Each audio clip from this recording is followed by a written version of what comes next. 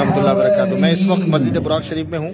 यहाँ तमाम अंबिया अलैहिमुस्सलातु वस्सलाम ने अपनी अपनी सवारियाँ बांधी थी और हुजूर सल्लल्लाहु अलैहि वसल्लम भी यहाँ तशरीफ लाए थे और उन्होंने अपनी सवारी बांधी थी।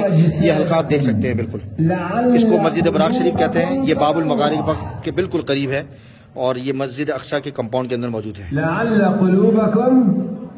ये मस्जिद क़िबली है सामने, आप मटियाला गुम्बद देख सकते हैं और ये मस्जिद बुराक शरीफ का बैरूनी मंजर और ये इसकी बारादरी देखें, खूबसूरत इसका आर्किटेक्चर देखें और ये कुब्बत सखरा सामने नज़र आ रहा होगा आपको हल्का सा।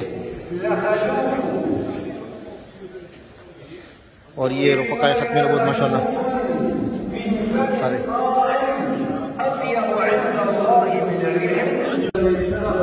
माशाअल्लाह माशाअल्लाह माशाअल्लाह सारे साथी जा रहे हैं। ये देखिए राशिद भाई, कैसा लगा ये अभी का टूर? हाँ अल्हम्दुलिल्लाह, एक्सप्लेन नहीं कर सकते, नाकाबिले बयान। माशाअल्लाह। क्या जज्बात है जी?